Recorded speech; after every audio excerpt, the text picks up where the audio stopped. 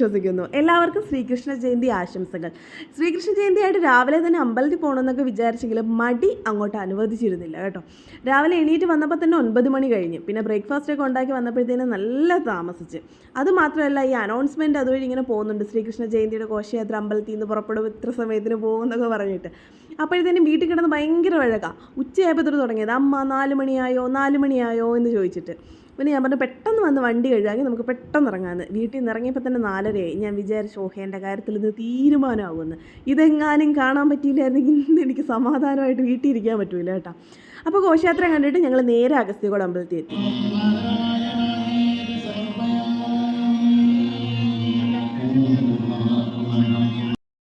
അപ്പോൾ അഗസ്ത്യകോട് അമ്പലത്തിൽ തൊഴുതിറങ്ങിയിട്ട് ഞങ്ങൾ നേരെ പോകുന്നത് വടമൺ ശ്രീകൃഷ്ണസ്വാമി ക്ഷേത്രത്തിലാണ് കേട്ടോ.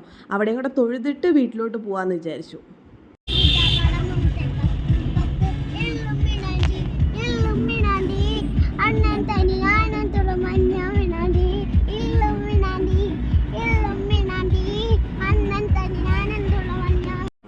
അമ്പലത്തിൽ പോയാലും ശരി, സ്കൂളിൽ പോയാലും ശരി, ഞങ്ങൾക്ക് രംഗണ്ണൻ്റെ പാട്ട് കേട്ടെങ്കിലും ഒരു സമാധാനമുള്ളൂ.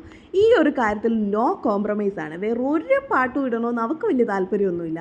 രംഗണ്ണൻ്റെ പാട്ട് കിട്ടിക്കഴിഞ്ഞാൽ സന്തോഷം. അപ്പോൾ എന്തായാലും നമ്മൾ വടമൺ അമ്പലത്തിൽ എത്തിയപ്പോഴും ഭാഗ്യം കൊണ്ട് ഘോഷയാത്ര കാണാൻ പറ്റി. ഘോഷയാത്രയും കണ്ടിട്ട് ഞങ്ങൾ നേരെ അമ്പലത്തിൽ കയറി തൊഴുതിറങ്ങിയപ്പോഴാണ് ഒരു കാര്യം മിസ്സായല്ലോ എന്ന് അവർ പറഞ്ഞത്.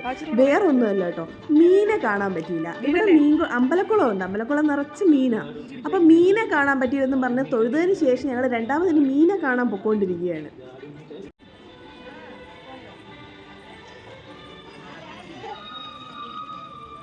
നോക്കാം, നടന്നോക്കാം.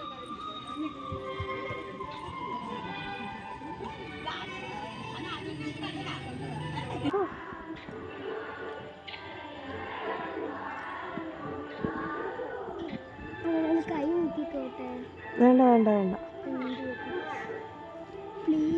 ബാ ഇനി പാ നമുക്ക്.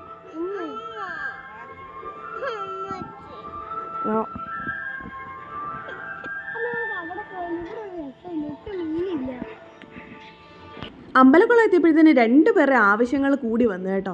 ഒന്ന് ഇറങ്ങിക്കോട്ടെ, ഒന്ന് കൈ മുക്കിക്കോട്ടെ, ഒന്ന് കാല് മുക്കിക്കോട്ടെ എന്നൊക്കെ ചോദിച്ചിട്ട്. പിന്നെ ഒരു വിധത്തിന് 2നെയും കൂടെ പിടിച്ചുകൊണ്ട് ഞങ്ങളിങ്ങി പോരുന്നു.